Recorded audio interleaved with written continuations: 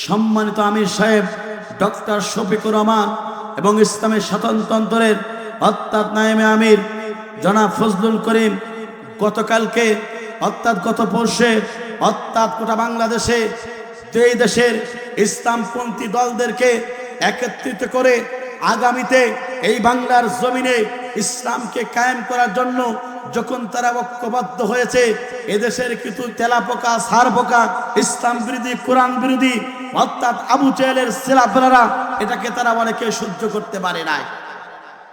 কথা বলুন ঠিক না বেঠিক? সুতরাং উপস্থিতি বলতে চাই, মুসলমান হিসাবে আল্লাহর জমিনে কোরআন প্রতিষ্ঠা হোক, এটা আপনি আমি চাই কিনা? জোরে বলেন চাই কিনা? মুসলমান হিসাবে আল্লাহর জমিনে ইসলাম মোতাবেক এই জমিন চলুক, এটা মুসলমানদের দাবি। কথা বলুন ঠিক না বেঠিক? আমার বন্ধুরা, এই জন্য আপনাদেরকে লক্ষ্য করে বলতে চাই, স্যাটেলাইট টিভির ইউটিউব সহ চ্যানেলের মাধ্যমে ক্যামেরার মাধ্যমে গোটা বিশ্ববাসীকে জানাতে চাই, যে দেশের মুসলমানেরা 56,000 এই বর্গ মাইলের বাংলাদেশে, যে দেশের মুসলমানেরা দ্বিতীয়বার বাংলাদেশ স্বাধীন করতে যদি জীবন দিতে পারে, রক্ত দিতে পারে, সুতরাং এই মুসলমানের সন্তানেরা আগামীতে ঐক্যবদ্ধ হবে আল্লাহর জমিনে আল্লাহর কোরআন প্রতিষ্ঠার জন্য ঐক্যবদ্ধ হতে পারে। কথা বলুন ঠিক না বেঠিক? মুসলমানেরা ঐক্যবদ্ধ হওয়ার কথা বলেছেন, তিনি কে? জোরে বলেন তিনি কে? সূরা ইমরানের ভিতর আল্লাহ পাক জানিয়ে দিচ্ছেন, তোমরা ঐক্যবদ্ধভাবে আল্লাহ রুজুকে তোমরা আঁকড়ে ধরো। আমার বন্ধুরা, আমরা মুসলমান হিসাবে এই জমিনে আল্লাহর কোরআনকে বিজয় রাখার জন্য আমরা ইসলামপন্থী দলগুলো যদি একত্রিত হয়ে আল্লাহর রুজুকে অর্থাৎ আঁকড়ে ধরে বাংলার জমিনে যদি কোরআন প্রতিষ্ঠা হয়, এদেশের প্রত্যেকটা মানুষের মুখে হাসি ফুটে আসবে। কথা বলুন ঠিক না বেঠিক? এই সমাজে কোরআন প্রতিষ্ঠা হলে এই সমাজে দুর্নীতি থাকবে না। এই সমাজে কোরআন প্রতিষ্ঠা হলে এই সমাজে চোর থাকবে না। এই সমাজে কোরআন প্রতিষ্ঠা হলে এই সমাজে ইয়াবাকর থাকবে না। এই সমাজে কোরআন প্রতিষ্ঠা হলে এই সমাজে সুদখোর থাকবে না। এই সমাজে কোরআন প্রতিষ্ঠা হলে এদেশের দুর্নীতিবাজরা থাকতে পারবে না। এই সমাজে কোরআন প্রতিষ্ঠা হলে বাংলার জমিনে 1 ইঞ্চির জন্য কোন ব্যক্তিগুলা অর্থাৎ তারা দুর্নীতি করে বিদেশে বেগম পাড়া বানাতে পারবে না। এই জন্য সোনার বাংলাদেশকে সোনায় পরিণত করতে আপনাকে আমাকে, আমার বন্ধুরা, এই জমিনে কোরআনের পক্ষে ঐক্যবদ্ধ হওয়ার দরকার আছে না? জোরে বলেন আছে না? কোন নামাজি ব্যক্তি আল্লাহর জমিনে ইসলাম ছাড়া মানব প্রসিদ্ধ কোন ইসলাম মানতে পারে না। কথা বলুন ঠিক না বেঠিক? সুতরাং যাদের গায়ের ভিতরে জ্বালা পোড়া শুরু হয়ে গেছে তাদেরকে বলতে চাই, আলেমদেরকে শ্রদ্ধা করো, ইসলামী আন্দোলনের রাহাবাতদের পাশে চলে আসো, বিরোধিতা করে না। যুগে যুগে যারা ইসলামের পক্ষের মানুষগুলোকে যারা বিরোধিতা করেছে, এই জমিন থেকে তাদেরকে লাঞ্ছিত অপমানিত করেছে, ভবিষ্যতেও তারা ইসলামী আন্দোলনের কর্মীদের বিরুদ্ধে গ্রেফতারি করবে, তাদেরকে বাংলার জমিন শক্ত হবে। এই জন্য আলেমরা যদি ঐক্যবদ্ধ হতে পারে, এদেশের মুসলমানেরা ঐক্যবদ্ধ হওয়ার দরকার আছে না? সুতরাং বাংলাদেশের প্রত্যেকটা সেক্টরে আলেমগুলো, কে আলিয়া কেউ কৌমিয়া, এটা আমরা বুঝি না। কার লম্বা টুপি, কার খাটো টুপি, কার লম্বা দাড়ি, কার খাটো দাড়ি, এটা আমরা বুঝি না। জাতিতে আমরা মুসলমান, আমাদের জীবন গ্রন্থ আল্লাহর কোরআন, আমাদের রব হচ্ছে আল্লাহ, আমাদের নেতা হচ্ছে নবী মুহাম্মদ রাসূলুল্লাহ সাল্লাল্লাহু আলাইহি ওয়াসাল্লাম। সুতরাং এক কোরআন, এক নবী, এক আল্লাহ। আমরা বাংলার জমিনে আল্লাহর পক্ষ থেকে কনস্টিটিউশন সংবিধান কোরআন মোতাবেক জীবন করতে চাই। সুতরাং আগামীতে বাংলার জমিনে আলেমরা ঐক্যবদ্ধ হয়ে বাংলার জমিনে ইসলাম কায়েম হোক। চান কারা কারা? দুহাত করে আল্লাহকে দেখিয়ে দেন তারা তারা।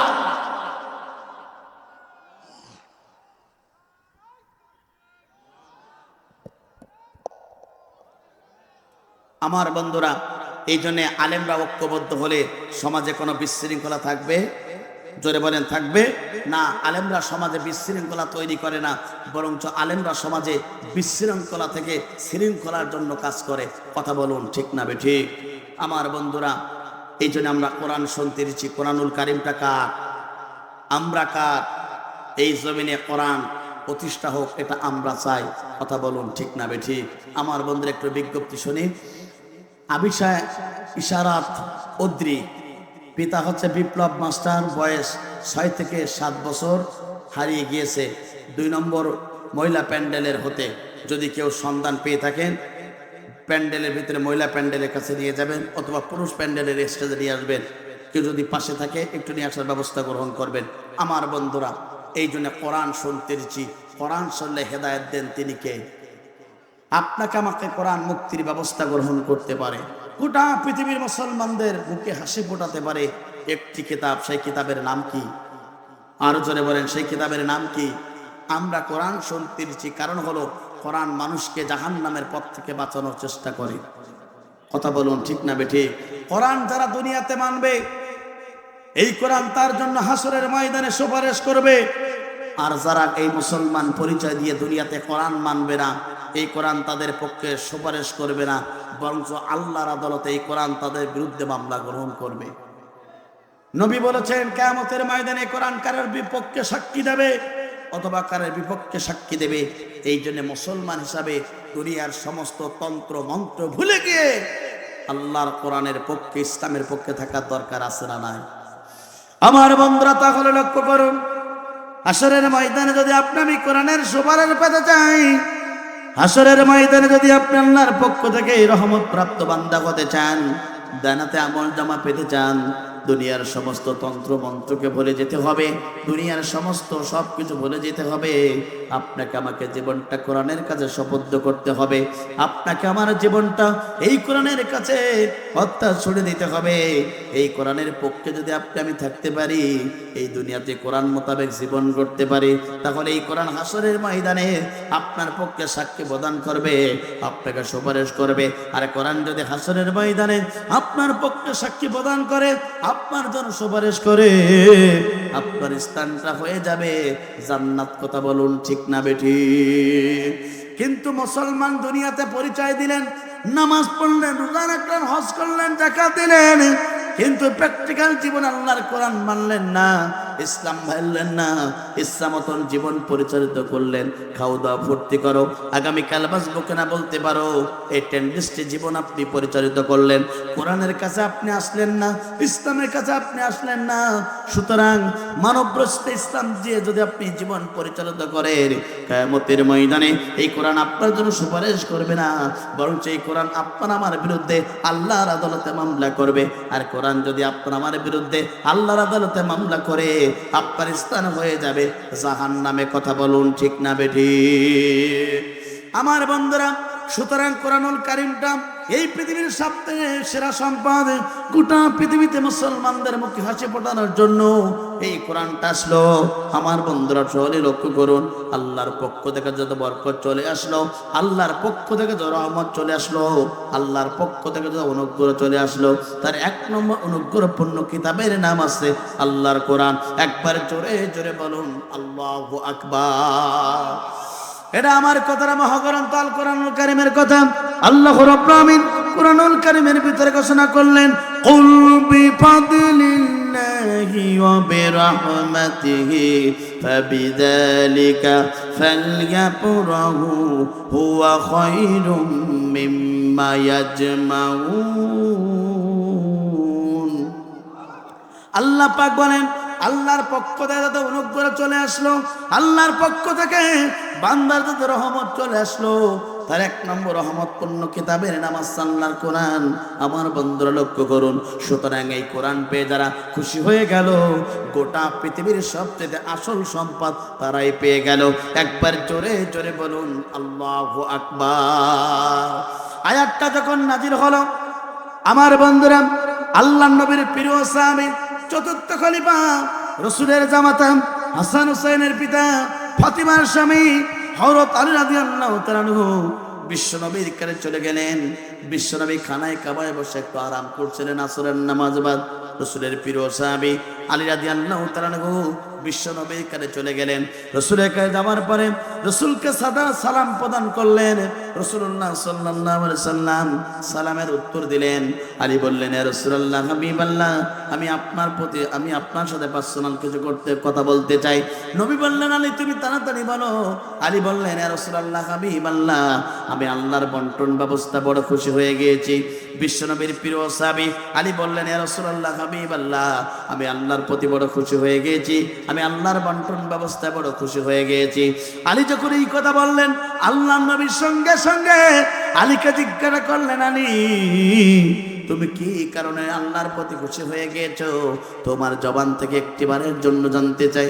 সঙ্গে সঙ্গে আলী বললেন, ইয়া রাসূলুল্লাহ হাবিবাল্লাহ, এ মক্কার সবচেয়ে সম্পদশালী ব্যক্তি আমি হতে পারি নাই। ইয়া রাসূলুল্লাহ হাবিবাল্লাহ, এ মক্কার সবচেয়ে বড় চেহারাটা আমি পাই নাই। ইয়া রাসূলুল্লাহ হাবিবাল্লাহ, এ মক্কার সবচেয়ে সুন্দরী মেয়ের সাথে আমি বিবাহ করতে পারি নাই, বড় চেহারাটা পাই নাই, বড় সম্পদশালী ব্যক্তি হতে পারি নাই, বড় সুন্দরী মেয়ের সাথে বিবাহ করতে পারি নাই। ইয়া রাসূলুল্লাহ হাবিবাল্লাহ, তবে আপনি জেনে রাখুন, আমি কোরআন পেয়ে আমি আল্লাহর প্রতি বড় খুশি হয়ে গিয়েছি। একবার জোরে জোরে বলেন আল্লাহু আকবার। এই কথাটা যখন আলীর জবান থেকে শুনলেন, রসুলের চোখ দিয়ে পানি পড়া শুরু হয়ে গেল। আল্লাহর নবীর সঙ্গে সঙ্গে আলীকে বললেন, আলী তুমি সম্পদ পেয়ে খুশি হও নাই, তুমি চেয়ার পেয়ে খুশি হও নাই, তুমি আল্লাহর কোরআন পেয়ে খুশি হয়ে গেছো। ও আলী তুমি শুনে রাখো, তুমি শুনে রাখো, এই খুশি হবার কারণে আল্লাহ পাক তোমাকে দুনিয়াতেও মর্যাদা দেবে, আখিরাতেও মর্যাদা দেবে।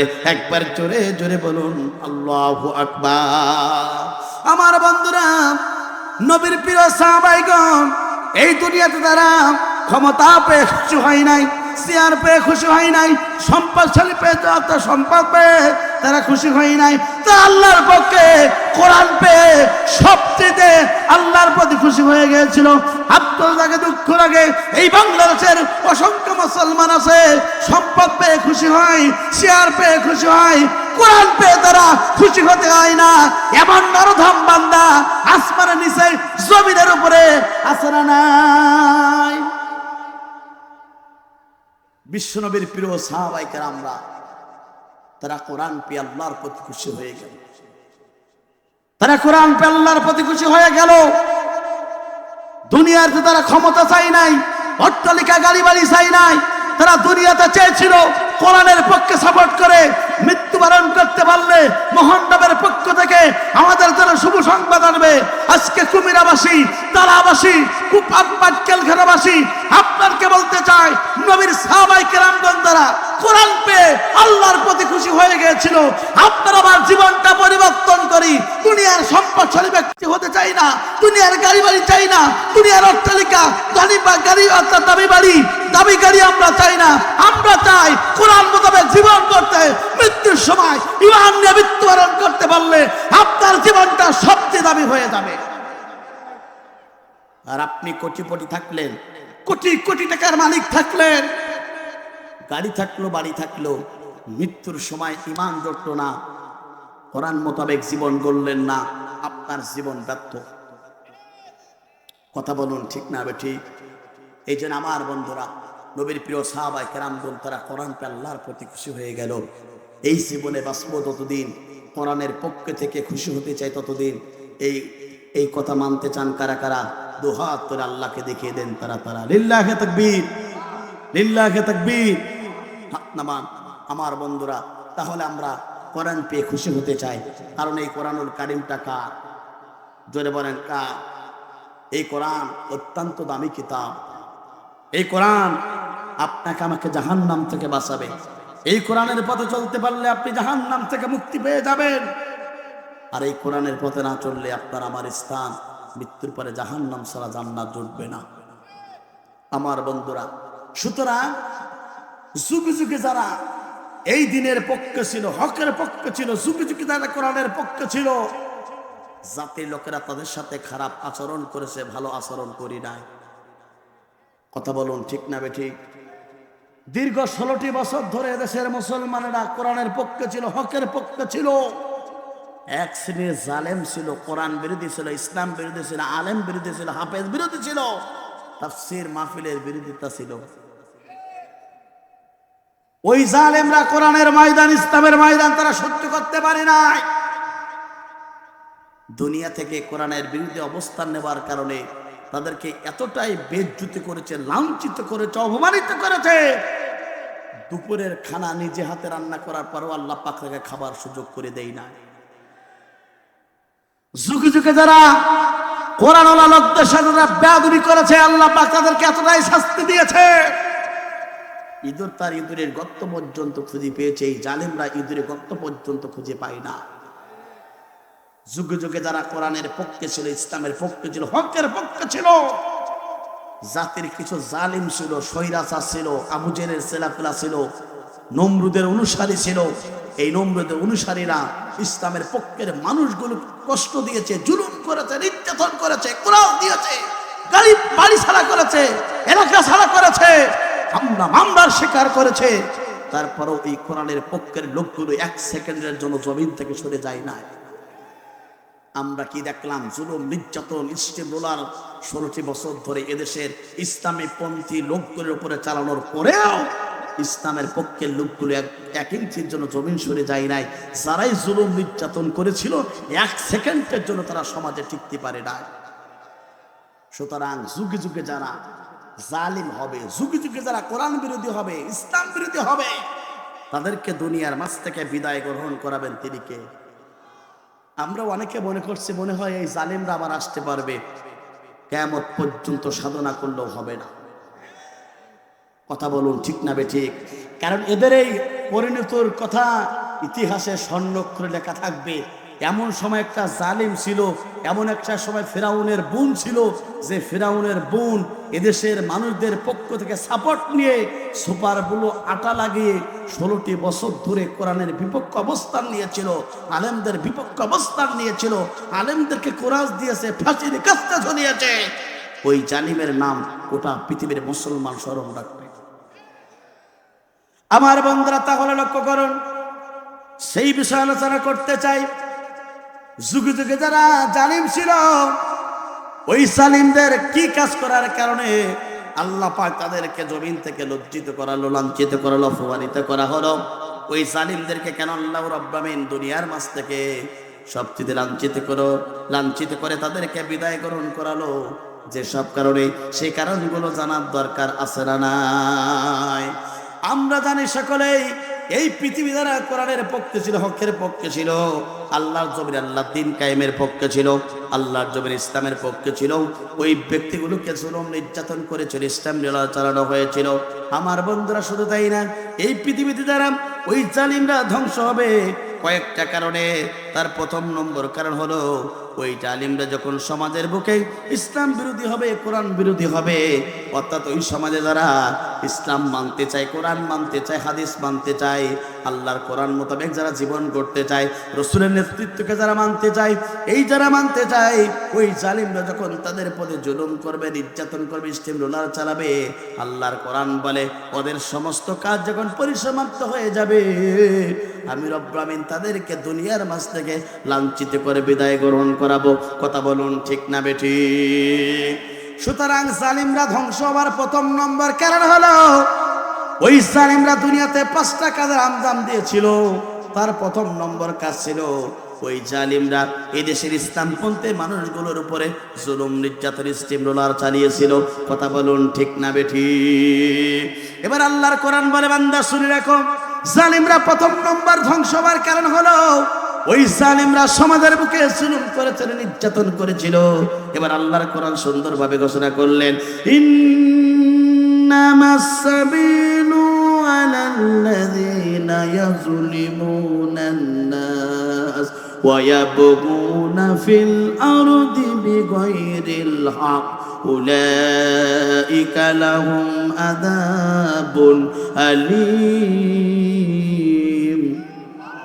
আল্লাহ পাক বলেন, অবশ্যই আমি রব্বুল আমিন তাদের বিরুদ্ধে ব্যবস্থা গ্রহণ করব।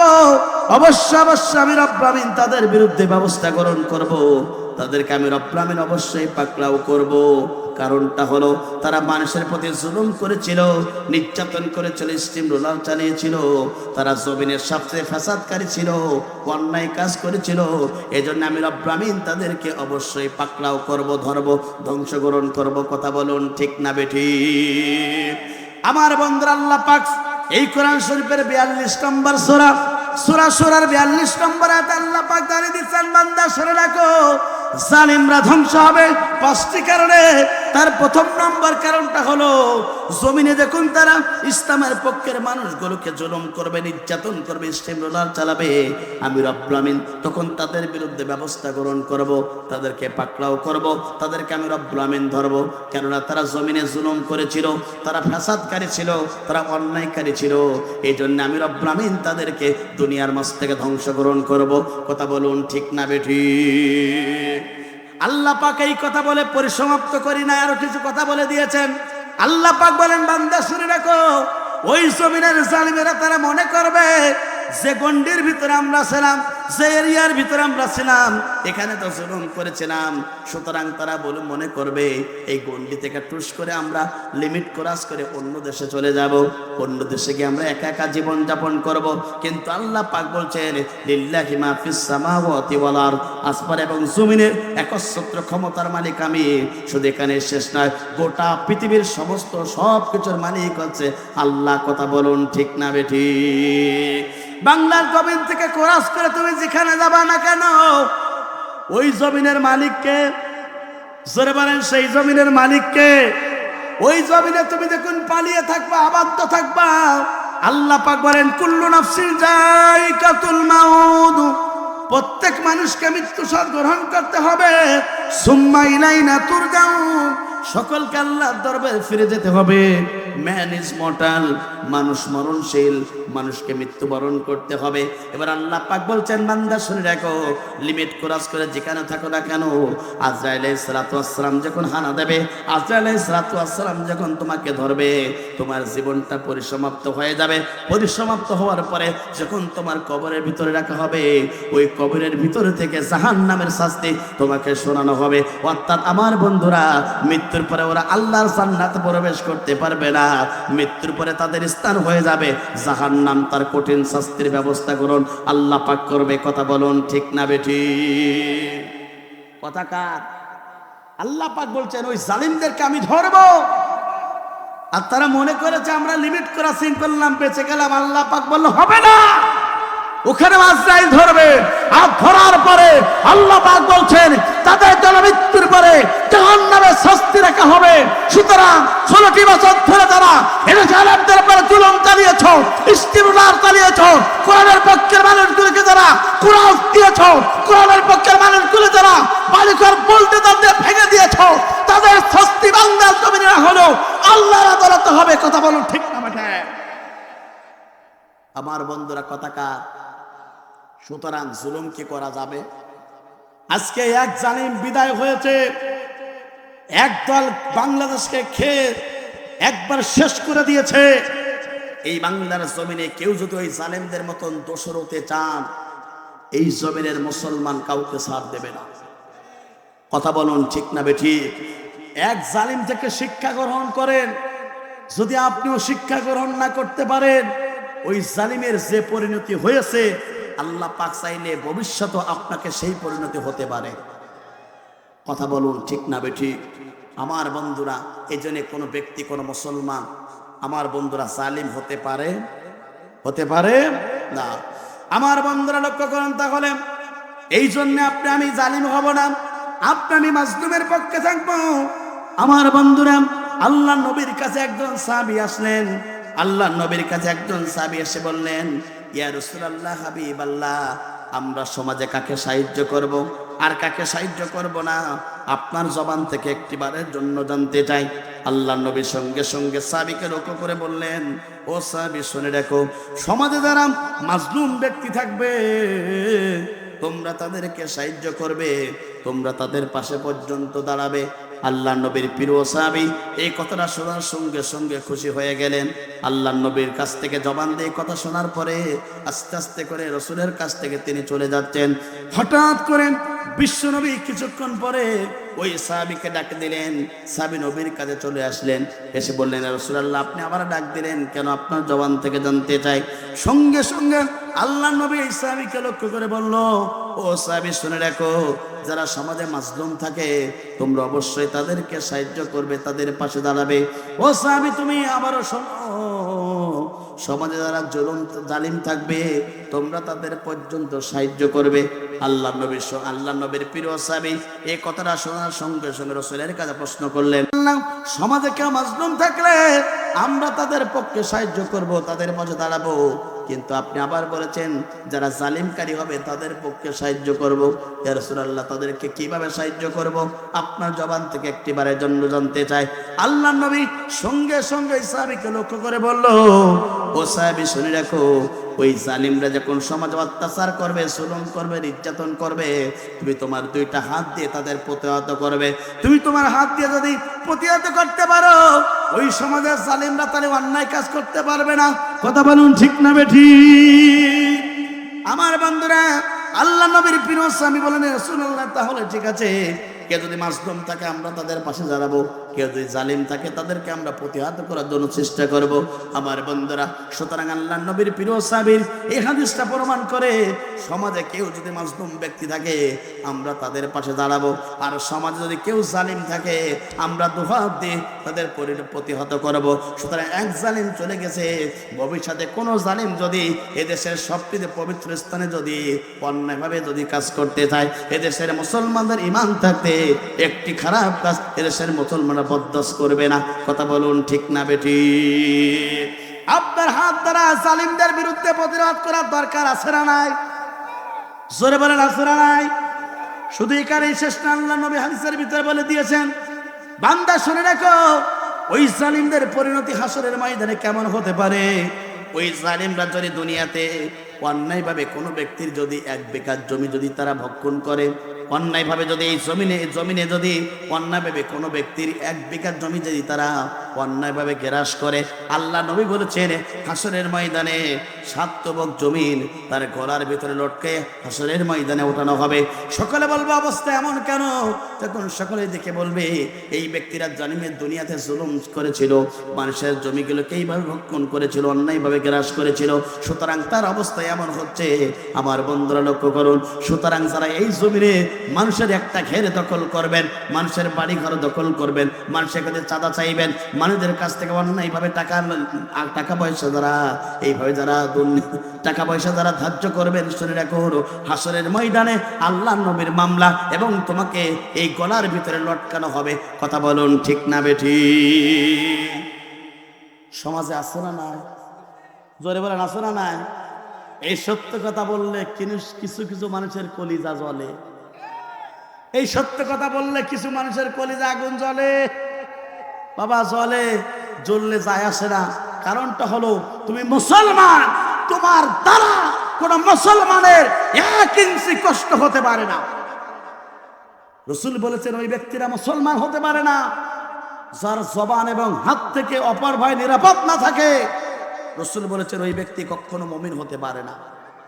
সুতরাং তুমি যদি মুমিন হতে চাও, আল্লাহর নৈকট্য হাসিল করতে চাও, সুতরাং কোনো মানুষের আপনি অন্যায়ভাবে সম্পদ ভক্ষণ করতে পারবেন না, কোনো মানুষের ঘের দখল করতে পারবেন না, কোনো মানুষের বাড়ি দখল করতে পারবেন না, কোনো ব্যবসা প্রতিষ্ঠানে গিয়ে চাঁদাবাজি করতে পারবেন না। আর সমাজে যারা ঘের দখল করে ব্যবসা করে, ঘের দখল করে, যারা দুর্নীতি করে, যারা চাঁদাবাজি করে, এদের দলের কোনো সাপোর্ট করা মুসলমানের পক্ষে সম্ভব নয়। কথা বলুন, ঠিক না বেঠিক? আমার বন্ধুরা, এই যে অন্যায় কাছ থেকে ফিরে আসার দরকার আছে না? তুমি যদি মুমিন হও, তোমার জবান এবং হাত থেকে অপর ব্যক্তিকে নিরাপদ রাখতে হবে।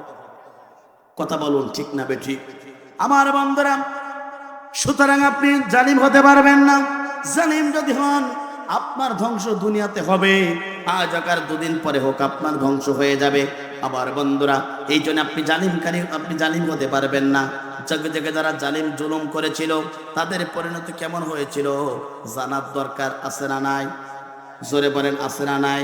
আমার বন্ধুরা, এই পৃথিবীতে একজন স্বৈরাচার শাসক ছিল, স্বৈরাচার বাদশা ছিল, নাম তার ছিল জালুদ বাদশা। তিনি শটাম দিনের অধিকারী ছিল। প্রতিদিন তিনি 500 রুটি খেতেন, প্রতিদিন পর্যন্ত একটা উটের হাফ তিনি খেয়ে ফেলতেন। আমার বন্ধুরা, এত বড় জালিম ছিলেন, নাম তার ছিল জালুদ বাদশা। আমার বন্ধুরা, প্রতিদিন তিনি একটা উটের হাফ খেয়ে ফেলতেন, 500 রুটি তিনি খেয়ে ফেলতেন। এই জালিম শাহী ছিল, জালিম বাদশা ছিল, নাম তার ছিল জালুদ বাদশা। এই জালুদ বাদশার সম্মুখে এলাকার কোনো মানুষ কথা বলতে পারতো না, এলাকার কোনো মানুষ তার বিরুদ্ধে কথা বলতে পারতো না, তার বিরুদ্ধে কেউ তো দাঁড়াতে পারতো না। একদিন যায়, 2 দিন যেন অতিবাহিত হয়ে যায়, কিছুদিন অতিবাহিত হয়ে গেল। হবার পরে আমার বন্ধুরা, সঙ্গে সঙ্গে জালুদ বাদশা বলল, কে আছে আমার বিরুদ্ধে, আমার দেশে লড়বে? যে আমার বিরুদ্ধে লড়তে চাইবে তাকে দুনিয়ার মস্তে বিদায় গ্রহণ করিয়ে দেব। আমার বন্ধুরা, ওই সময় ইসলামের পক্ষে আদল শাসন সেনা সমর্থ ছিল, একজন শাসনকর্তা ছিল, নাম তার ছিল জালুদ বাদশা। একবার জোরে জোরে বলেন আল্লাহু আকবার। স্বৈরাচার শাসক ছিল জালুদ বাদশা, আর ইসলামের পক্ষে শাসক ছিল যার নাম জালুদ বাদশা। জালুদ বাদশার বিরুদ্ধে জালুদ বাদশা বলল, আমি আপনার সাথে লড়াই করতে চাই, আমি আপনার সাথে লাগতে চাই। আমার বন্ধুরা, জালুদ বাদশা সঙ্গে সঙ্গে বলল, আমার ক্ষমতা সম্পর্কে কি তোমার ধারণা নেই? আমার ক্ষমতা সম্পর্কে, তোমার পজিশন সম্পর্কে তোমার জানা নেই? ও জালুদ, তুমি শুনে রাখো, তুমি শুনে রাখো, আমি তো তোমার একটা হাত দিয়ে থাবা দেই তাহলে সব ধ্বংস হয়ে যাবে, সুতরাং তুমি আমার শব্দে লাগতে আসতে হচ্ছে না। আমার বন্ধুরা, জালুদ বাদশা বলেন, অবশ্যই তোমার বিরুদ্ধে, তুমি অন্যায় কাজ করো, তোমার বিরুদ্ধে আমাকে লড়তে হবে। আমার বন্ধুরা, এরপর কি হলো? জালুদ বাদশার সৈন্য সামর্থ্য ছিল অনেক, জালুদ বাদশার সৈন্য সামর্থ্য ছিল মাত্র 313 জন, বদরের সাবির মতন করে সংখ্যা। একবার জোরে জোরে বলুন আল্লাহু আকবার। জালুদ বাদশা এবার বলল, ঠিক আছে জালুদ, তোমার বিরুদ্ধে আমি লড়তে চাই। এবার কি হলো? জালুদ বাদশা 313 জন সৈন্য ছিল, সমস্ত ব্যক্তিদেরকে সৈন্য সামর্থ্য সকলকে বলা হলো, আগামী কিছুদিন পরে জালুদ বাদশার বিরুদ্ধে যে যুদ্ধের ময়দানে যেতে হবে। শুনে রাখো, আমরা যখন যুদ্ধের ময়দানে যাব, তার আগ মুহূর্তে একটা নদী পড়বে, তোমাদের পর্যাপ্ত পরিমাণ ক্ষুধার্ত আছে আমি জানি, কিন্তু খবরদার 2 অঞ্জলি পানি ছাড়া তোমরা কিছুই কেউ পানি পান করতে পারবে না। 2 অঞ্জলি পানি যদি বেশি তোমরা পান করো, ওই অর্থাৎ ওই পুকুর থেকে, অর্থাৎ নদী থেকে তোমরা উঠতে পারবে না। আমার বন্ধুরা, এইভাবে তারা যখন জালুদ বাদশা তার সৈন্য সামর্থ্য সকলকে বলা হলো, আমার বন্দরের পরে কি হলো? তিনি সঙ্গে সঙ্গে বলে দিলেন, কিন্তু কিছু সৈন্য সামর্থ্য ছিল অত্যন্ত লোভী, 2 অঞ্জলির বেশি তারা পানি পান করে ফেললেন। 2 অঞ্জলির বেশি যারা পানি পান করলেন, তারা আর পুকুর থেকে উঠতে পারলেন না। কিছু সৈন্য সামর্থ্য সহ তিনি পার হয়ে চলে গেলেন। যাবার পরে আমার বন্ধুরা, এরপরে পরের দিন অর্থাৎ জালুদ বাদশার বিরুদ্ধে জালুদ বাদশার জিহাদের ময়দানে লড়াই হবে। সঙ্গে সঙ্গে তিনি টেনশনে পড়ে গেলেন, জালুদ বাদশা চিন্তায় পড়ে গেলেন। সঙ্গে সঙ্গে সমস্ত সেনাবাহিনীর মধ্য থেকে একজন সৈন্য ছিল, বয়সটা ছিল 10 অথবা 11 বছর, নাম তার ছিল দাউদ। দাউদ বলল, নেতাজি, আপনার টেনশন করা লাগবে না, আপনার চিন্তা করা লাগবে না, জালুদ বাদশার বিরুদ্ধে আমি দাউদ একাই লড়ে যাব। একবার জোরে জোরে বলেন আল্লাহু আকবার। জালুদ বাদশা যখন এই কথা শুনলেন, তিনি বললেন, ও দাউদ, তোমার বয়স তো মাত্র 7 অথবা 11, তরুণ যুবক, ছোট তুমি বাচ্চা, ওই জালিমের বিরুদ্ধে কিভাবে তুমি লড়বে? সঙ্গে সঙ্গে দাউদ বলল, নেতাজি, আপনার চিন্তা করা লাগবে না, জালুতের বিরুদ্ধে আমি একাই লড়তে চাই, শুধু আপনি আমার জন্য দয়া করবেন। আমার বন্ধুরা, পরের দিন সকালবেলা হয়ে গেল, জালুদ বাদশা এবারে অর্থাৎ তিনি মাঠে চলে আসলেন। আসার পরে জালুদ সঙ্গে সঙ্গে তার ছোট বাচ্চাকে একটু দোয়া করে দিলেন, ও দাউদ, যাও যাও, তুমি চলে যাও, জিহাদের ময়দানে যাও, অর্থাৎ জালুদ বাদশার বিরুদ্ধে তুমি লড়াই করতে যাও, আমার পক্ষ থেকে তোমার জন্য দোয়া থাকবে।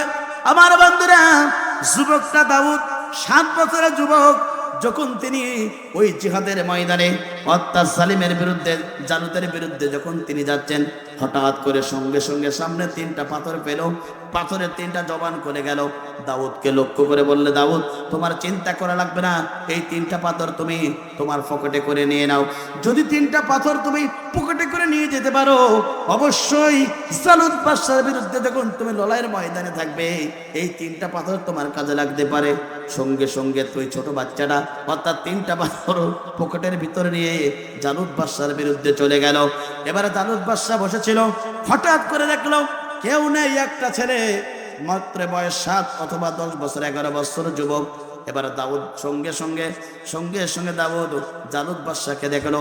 জালুদ বাদশা প্রশ্ন করলো, যুবক তোমাদের নেতারা কি পালাইছে? সঙ্গে সঙ্গে দাউদ বলে, না না না, আমাদের নেতারা পালাই নাই, আমি আপনার বিরুদ্ধে জিহাদের ময়দানে এনেছি। একবার জোরে জোরে বলেন আল্লাহু আকবার। সঙ্গে সঙ্গে আমার বন্ধুরা জালুদ বাদশা বলে, ও ছোট বাচ্চা, তুমি কি আমার শক্তি সম্পর্কে তোমার কি ধারণা নেই? আমি প্রতিদিন একটা উটের হাফ ভক্ষণ করি অথবা খাবার খাই, 500 রুটি খাই। ও দাউদ, তোমার কি চিন্তা নেই? তুমি আমার বিরুদ্ধে কিভাবে লড়বে? আমার একটা হাত দিয়ে যদি তোমাকে ঠাস করে চড় দেই, তুমি তো ফিনিশ হয়ে যাবে। সঙ্গে সঙ্গে প্রধান তরুণ যুবক সেনাবাহিনীর প্রধান মনে করেন দাউদ বলল, ও জালিম সাহেব, তোমার চিন্তা করা লাগবে না, তুমি আমার সাথে লাগো। তুমি যদি আমার সাথে লেগে যদি বিজয় লাভ করো, তাহলে আমার নেতাদের সাথে তুমি জিহাদের ময়দানে লড়বে। একবার জোরে জোরে বলেন আল্লাহু আকবার। আমার বন্ধুরা ওই জালিমদের বিরুদ্ধে লড়েছিল দাউদের মতন কিছু সন্তানেরা এই বাংলার জমিনে 5ই আগস্টের আগে পর্যন্ত। কথা বলুন ঠিক না বেঠি? ছোট ভাইয়ের দাউদ এবার বলল, ঠিক আছে নেতাজি, চিন্তা করা লাগবে না, তাহলে আপনি উঠুন, আমি উঠে যাই। আমার বন্ধুরা মনে পড়ে গেল সেই 3টা পাথরের কথা। পকেটে একটা হাত দিলে সঙ্গে সঙ্গে একটা পাথর বের করলো। একটা পাথর বের করে সঙ্গে সঙ্গে ওই জালুদ বাদশার বিরুদ্ধে অর্থাৎ ছুড়ি দিল একটা পাথর। এই পাথরটা সঙ্গে সঙ্গে ওই জালুদ বাদশার বিরুদ্ধে অর্থাৎ তার ডান হাতে বরাবর লেগে গেল।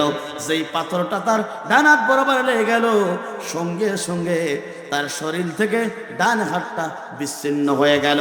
একবার জোরে জোরে বলুন আল্লাহু আকবার। জালুদ বাদশা টেনশনে পড়ে গেল, ও দাউদ, তুমি কি কাজ করেছো? হাতের দিকে দেখা যায় হাত তো নাই, জমিনে পড়ে আছে। সঙ্গে সঙ্গে 11 বছরের যুবক এই দাউদ বলে, নেতাজি টেনশন করা লাগবে না, তোমার যে শক্তি আছে, তোমার যে শক্তির পাওয়ার দেখাইছো, এই পাওয়ার কেবল লেস হওয়া শুরু করেছে। কথা বলুন ঠিক না বেঠি? ওই জালেমরা, আমার বন্ধুরা, এই জালেমরা ক্ষমতা দেখিয়েছিল। ওই জালেমরা অনেক কিছুর ক্ষমতা দেখিয়েছিল, প্রশাসন দিয়ে অনেক কিছু করতে চেয়েছিল, কিন্তু আল্লাহ পাক যখন ধরলেন, কোনো কিছুতেই কাজ হলো না। কথা বলুন ঠিক না বেটি? আমার বন্ধুরা লক্ষ্য করুন, নবীর পিরস আমার বন্ধুরা জালুদ বাদশার বিরুদ্ধে এই যুবকটা যখন লড়ে গেল, হাতটা বিচ্ছিন্ন হয়ে গেল। আমার বন্ধুরা কিছুক্ষণ পরে এবার সঙ্গে সঙ্গে জালুদ বাদশা বলে, ও যুবক দাউদ, তোমার পতন করে আমি আবারও লড়তে চাই। সঙ্গে সঙ্গে দাউদ আমার বন্ধুরা 7 বছর অথবা 11 বছরের যুবক আরেকটা পাথর নিয়ে ডাইনারটা দিয়ে যখন আমার বন্ধুরা ওই সালিম শাহের জালুদ বাদশার বিরুদ্ধে যখন একটা ছুরি মেরে দিল, সঙ্গে সঙ্গে জালিম ওই শাহের অর্থাৎ জালুদের বাম